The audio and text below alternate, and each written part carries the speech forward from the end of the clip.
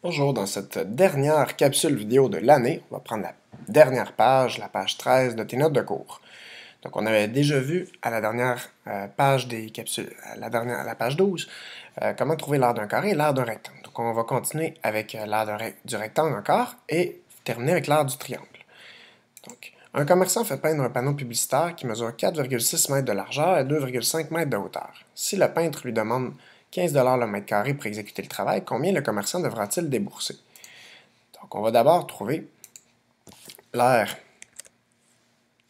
Et je vais d'abord commencer par faire un petit dessin pour bien illustrer la situation. Donc, j'ai un panneau, on nous dit de 4,6 mètres de largeur par 2,5 mètres de hauteur, donc on en déduit que c'est un rectangle.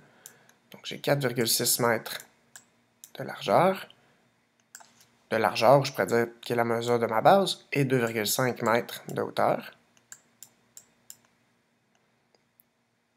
Et là, je veux peindre, dans le fond, cette affiche-là, donc je vais devoir trouver l'aire du rectangle.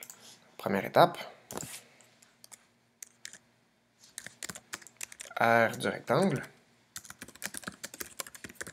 Puisque je cherche l'aire du rectangle, je dois écrire la formule, donc c'est base fois hauteur.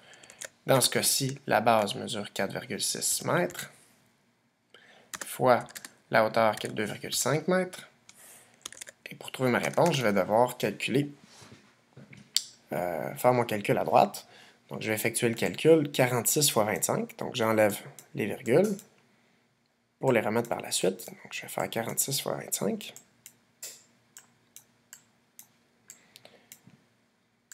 Je fais toujours mon calcul à droite, mes opérations à gauche.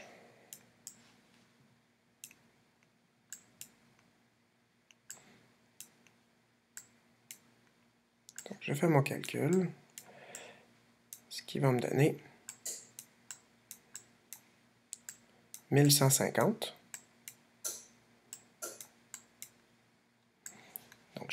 Et là, j'avais deux chiffres après la virgule ici, donc je dois avoir deux chiffres après la virgule, donc 11,50 ou 11,5. Donc l'aire de mon rectangle est de 11,5 mètres carrés, puisque ce sont des mètres par des mètres, donc mon unité d'aire, c'est des mètres carrés. Donc je sais que je dois peindre une affiche de 11,5 mètres carrés, et je sais que, en deuxième étape, je dois aller calculer maintenant mon prix, puisque ça coûte 15 $ par mètre carré. Donc étape 2, le prix. Donc c'est 15 $ par mètre carré fois 11,5 mètres carrés. Donc ça va être égal à, je vais faire mon calcul à droite en enlevant la virgule. Donc je vais faire 11,5 qui devient 115 quand j'enlève la virgule, fois 15.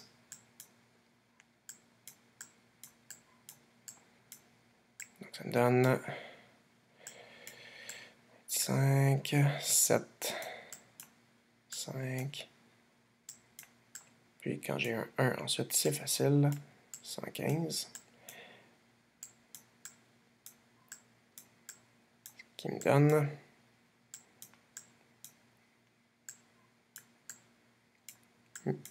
1725.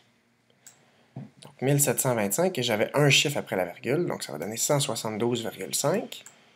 Et puisque c'est de l'argent, mon unité, ça va être des dollars, et on ne répond pas 172,5 $, on va rajouter un 0, puisqu'on y va au centième pour de l'argent. Donc 172,50 $. Puisque c'est une résolution de problème, je vais répondre par une courte phrase. Donc la question était combien le commerçant devra-t-il débourser? Donc le commerçant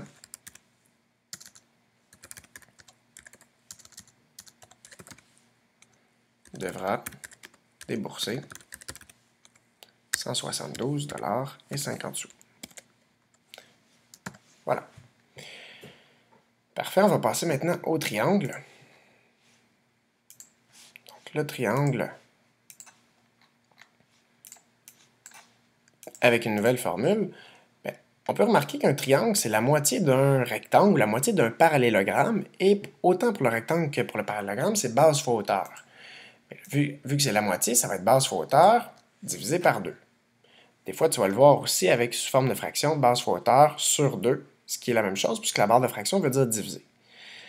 Donc, quelle est l'aire du triangle suivant? Je cherche l'aire du triangle. J'identifie Première étape, je cherche l'aire du triangle. Puisque je cherche l'aire du triangle, j'ai ma formule base fois hauteur sur 2, divisé par 2. Donc, l'aire va être égale à la mesure de ma base, dans ce cas-ci, c'est 4,5 cm ici, ma base, alors que ma hauteur est perpendiculaire à 1,5 cm. Donc, 4,5 fois 1,5, et le résultat va être divisé par 2. Il est à noter que les parenthèses ici ne sont pas nécessairement obligatoires, mais on peut les mettre aussi. Ce n'est pas une erreur de les mettre. Donc, je vais faire mon calcul ici, 4,5 fois 1,5, en enlevant les virgules, donc 45 fois 15.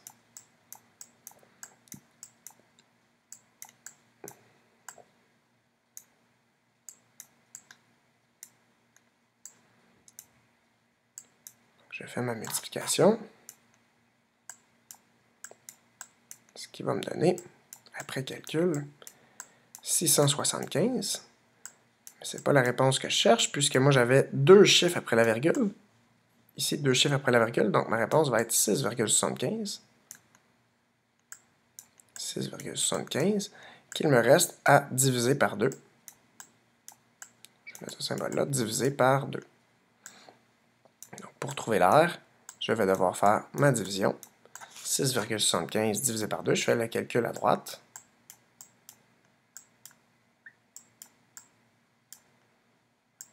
Donc, le 2 rentre 3 fois dans 6. Il me reste 0. Puisque je suis rendu au dixième, je place ma virgule dans mon quotient. Le 2 rentre 3 fois dans 7, ça me donne 6. Il me reste 1 dixième avec les 5 centièmes, ce qui me donne 15 centièmes. Le 2 rentre 7 fois dans 15, ça me donne 14. Il me reste 1. Et dans 10, le 2 rentre 5 fois, pardon. Et j'ai un reste de 0.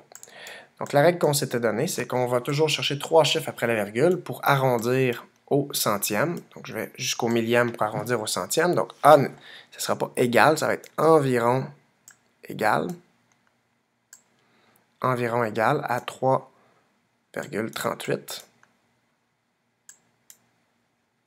Et mon unité carrée ici, ça va être des centimètres carrés. Des centimètres fois des centimètres, ça me donne des centimètres carrés. Donc 3,38 cm carrés. Voilà. Exemple 2. Quelle est l'aire du triangle suivant? Donc j'ai ici un triangle avec les mesures 3, 4 et 5. Ce que je peux remarquer, c'est que c'est un triangle rectangle. Donc ici, je vais avoir ma base et ma hauteur. Ben, ma base est à la fois... ma base et ma hauteur ici sont deux côtés du triangle rectangle. Donc j'ai ici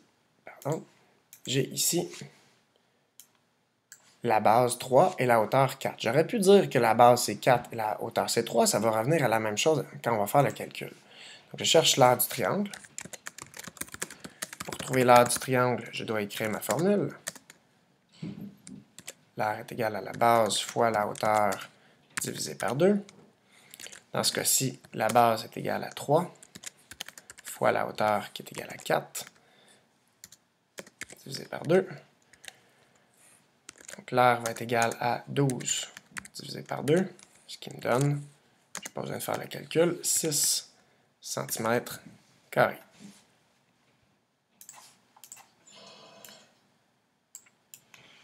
Voilà. Donc ça peut arriver des fois qu'on nous donne une mesure de trop qui n'était pas nécessaire ici. Maintenant, dernier exemple, un triangle équilatéral a un périmètre de 45 mm et une hauteur de 5 mm. Quelle est l'aire de ce triangle? Donc on va aller représenter le triangle. Donc j'ai un triangle équilatéral. Donc les trois mesures de côté sont les mêmes. Je sais que le périmètre est égal à 45 mm. Et je sais que la hauteur, on nous la donne, est de 5 mm. Donc la hauteur ici, qui part d'un sommet qui est perpendiculaire au côté opposé, mesure 5 mm. Donc ce que je dois trouver, j'ai la hauteur du triangle. Pour trouver l'aire, je dois trouver la mesure de la base, donc une des mesures de côté. Je vais trouver la mesure d'un côté. Pour trouver la mesure d'un côté, ce que je vais faire, c'est le périmètre 45 divisé par 3, ce qui me donne 15 mm. Puisque je dois avoir, dans le fond, 3 côtés de 15 mm pour faire un périmètre de 45 mm. Ensuite,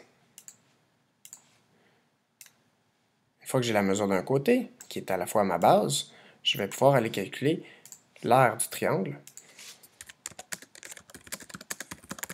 en écrivant ma formule, base fois hauteur divisé par 2. Dans ce cas-ci, la base mesure 15 mm, fois la hauteur qui est de 5 mm, qui était donnée, divisé par 2. Donc l'aire va être égale à 15 fois 5, on peut le faire mentalement, c'est comme 10 fois 5, 50, plus 5 fois 5, 25, donc ça fait 75, divisé par 2. Et 75 divisé par 2, je pourrais aussi le faire mentalement. 70 divisé par 2, ça donne 35. Et 5 divisé par 2, 2,5. Donc 75 divisé par 2 va donner 37,5 millimètres carrés.